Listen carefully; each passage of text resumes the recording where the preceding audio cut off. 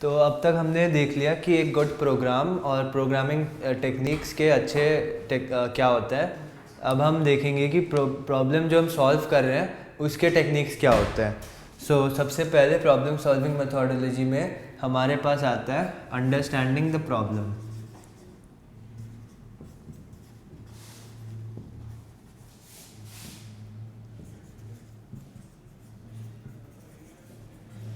This includes problem definition,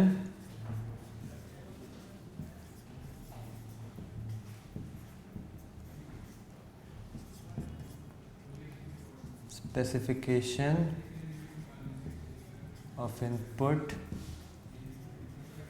and output। Collectively हम programme का theme कह सकते हैं। तो बेसिकली इसका मतलब ये होता है कि प्रॉब्लम में हमें क्या पूछा गया है, हमको क्या इनपुट मिलेगा और हमें से क्या आउटपुट एक्सपेक्टेड है, वो हमको समझना है। तो ये हमारा पहला स्टेप हो गया थीम का। मूविंग ऑन, अगला स्टेप हमारा आता है problem analysis.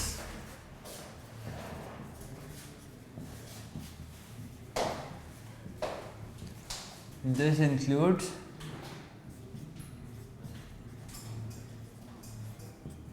fragmenting the problem into small manageable parts। तो यूजुअली जो हमारे पास क्वेश्चंस दिए होते हैं वो काफ़ी लंबे चौड़े प्रोग्राम्स के दिए होते हैं। तो हम उनमें से स्पेसिफिक एरियाज़ निकालते हैं जो कि छोटे छोटे से होते हैं और हमें पता है कि हमें उनमें क्या करना है। तो हम उनको ऐसे बड़े से प्रॉब्लम स्टेटमेंट से एक्सट्रैक्ट करते हैं और उनके अकॉर्डिंग हम छोटे छोटे कोड फ्रैगमेंट्स लिखते जाते हैं। वो मैनेजेबल होते हैं। तो उससे हम प्रॉब्लम को एनालाइज कर सकते हैं कि हमें एज अ होल क्या करना है यूजिंग दो स्मॉल फ्रैगमेंट्स। तो इसको कहते हैं बेसिकली, इसे मॉड्यूलर प्रोग्रामिंग कहते हैं।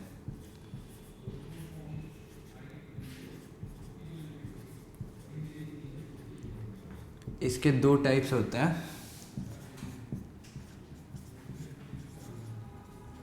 पहला होता है टॉप डाउन, दूसरा होता है bottom up.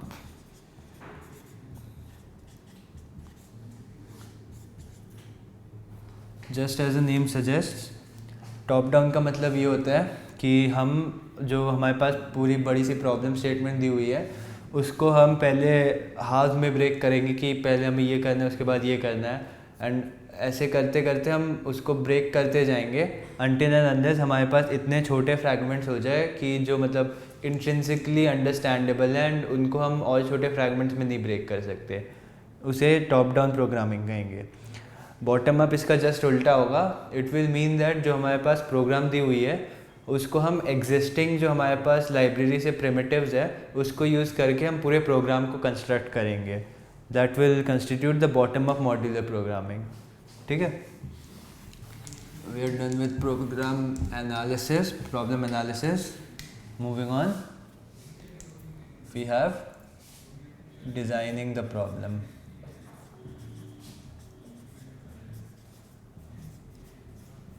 This includes two steps. First is algorithm and the second is flowchart. Algorithm क्या होता है? बेसिकली ये एक सूडो कोड होता है जो हमें बता देता है कि हमें असली जो जब सिंटैक्स लिखना है उसमें हमें क्या लिखना है। This is usually a mixture of the code in the programming languages as well as random English. ठीक है, तो that will constitute our algorithm. Flow chart जो होता है that is the extension of the algorithm. इसमें हम action boxes use करके with the flow कि कैसे किस डायरेक्शन में हमारा प्रोग्राम रन कर रहा है हम एल्गोरिदम को वैसे डिस्क्राइब करते हैं using a flow chart. Moving on to the actual programming part, we have the coding which is basically translating the algorithm into the syntax of the programming languages. In the मतलब methodology में ये सबसे easiest step होता है, because main problem हमारे ये दोनों होते हैं, और उसके बाद this is the secondary one. Coding हमें जब तक सिंटैक्स पता है it is as easy as the come. इसके बाद एक और इम्पॉर्टेंट स्टेप आता है हमारे पास, testing and debugging. What does this mean? Testing का मतलब होता है कि हमने पूरा प्रोग्राम लिख लिया, उसको हम रन करेंगे, हम प्रीसेट वैल्यूज़ ऑफ कुछ इनपुट देंगे जिन पे हमें पता है कि आउटपुट ये आना है, और हम फिर उस प्रोग्राम को रन करके आउटपुट टेस्ट करेंगे।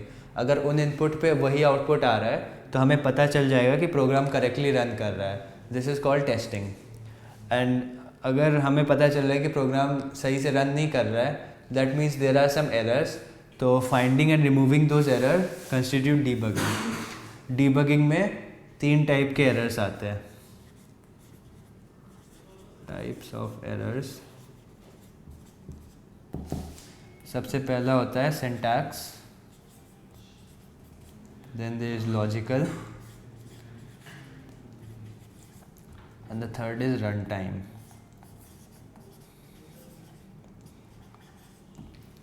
सिंटैक्टिकल एरर्स ऑफ कोर्स तभी अराइज करते हैं जब हमें पता चलता है, मतलब जो हमारा प्रोग्रामिंग लैंग्वेज होता है उसका कुछ स्पेसिफिक सिंटैक्स होता है। अगर हम उस सिंटैक्स को फॉलो ना करें, मान लीजिए एक जावा में हमने एक लाइन के बाद सेमीकोलन देना भूल गए, then that will be a syntactical error, because Java won't be able to recognise कि वो कहाँ ख़त्म हो रहा है और जो अगला लाइन स्टार्ट हो रहा है मतलब वो कैसे स्टार्ट हो रहा है। So it will throw an exception. ठीक है। लॉजिकल एरर तब होता है जब मतलब हमारे जो हमने एल्गोरिदम बनाई है उसमें कुछ फ्लॉ है। मतलब मान लीजिए हमें फिबोनाची सीक्वेंस डिस्प्ले करनी है, तो उसमें हमारे एल्गोरिदम में ही प्रॉब्लम है, तो हमको सारे वैल्यूज़ मतलब एक के बाद एक 1 2 3 4 ऐसे मिल रहे हैं, तो that will become a logical error. इसको ढूंढना और मतलब करेक्ट करना काफ़ी मुश्किल होता है, बिकॉज हमें पूरा रिविजिट करना होता है एल्गोरिदम में। And the last is run time error. Run time error usually मतलब कम ही होता है, but they can arise unexpectedly and they मतलब प्रोग्राम को टर्मिनेट कर देते हैं। Some examples can be like, मान लीजिए आपके मेमोरी में स्पेस ख़त्म हो गया तो आप वहाँ पे वैल्यूज़ नहीं स्टोर कर सकते, so that will constitute a run time error. ठीक है। After testing and debugging, we get to the documentation part. Documentation क्या होता है? बेसिकली आपने अब तक जो भी काम किया अपने प्रोग्राम पे, उन सबको इकट्ठा करके एक जगह पे रख देना। तो मान लीजिए आपका पहले प्रोग्राम डेफिनेशन है, आपके पास डिज़ाइन डॉक्यूमेंट है, and we have the history of all the development of the program and the different versions. आपने कौन कौन से वैल्यूज़ के साथ टेस्ट किया, इनपुट आउटपुट, वो सब आपका डॉक्यूमेंटेशन में आएगा। It will be presented as a user manual, जो कि देख के यूज़र इनपुट दे सकता है, प्रोग्राम समझ सकता है, और आउटपुट जो उनको मिलेगा वो इंटरप्रेट कर सकता है। ठीक है। And the last step which is very important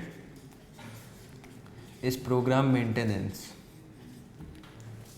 ये मेंटेनेंस जो होता है, ये सब हमारा प्रोग्राम अब तक लिखने और उसको बनाने में था। मेंटेनेंस, हमारा प्रोग्राम पूरा ख़त्म हो गया, एवरीथिंग इज़ डन। मेंटेनेंस कंस्यूज जो हम उसके बाद करते हैं, जैसे कि मान लीजिए हमने प्रोग्राम का कोड रिवाइज़ किया टू इम्प्रूव द परफॉर्मेंस। ठीक है। तो that will come under maintenance. Program code और भी काफ़ी चीज़ों के लिए रिवाइज़ किया जा सकता है। मान लीजिए कि गवर्नमेंट पॉलिसीज़ या कुछ लॉज बदल गई एंड आपका कोड उसको वायलेट कर रहा है, so you will obviously have to change the program. ठीक है। अदर सोर्सेज मतलब कैन बी, मान लीजिए एक नया हार्डवेयर और ऑपरेटिंग सिस्टम आया है and you want your program to adapt to that, so you will have to change the source code. Also मान लीजिए आपको यूज़र इंटरफेस पसंद नहीं आया, तो आप उसको चेंज करने के लिए सोर्स कोड चेंज कर रहे हैं, या फिर आप कुछ फीचर्स ऐड कर रहे हैं जैसे कि नोटिफिकेशंस या वैसे something like that all comes under maintenance. So these all are the steps of problem solving methodology, जिनमें स्पेसिफिक चीज़ें होती हैं और उनके अकॉर्डिंग हमको जो भी क्वेश्चन दिया जाता है, अगर हम इस ऐसे उसको फॉलो करें तो life will become a lot simpler, because हमको पता है कि हमें क्या क्या करना है, हम समझ चुके हैं, तो हम इजीली कोड कर सकते हैं। एंड अगर उसमें गलत है तो टेस्टिंग और डीबगिंग भी कर सकते हैं, रैदर दैन हम ऐसा, मतलब अगर आप ऐसा करते हैं कि आपको बस प्रॉब्लम मिले आप डायरेक्ट कोडिंग चालू कर देते हैं, तो बीच बीच में आप कंफ्यूज होते रहेंगे कि क्या करना है एंड नेक्स्ट स्टेप क्या होगा। So that will require a lot more time than following a set procedure. So this was all that constitute programming methodology, and यहाँ पे ख़त्म हो जाता है ये।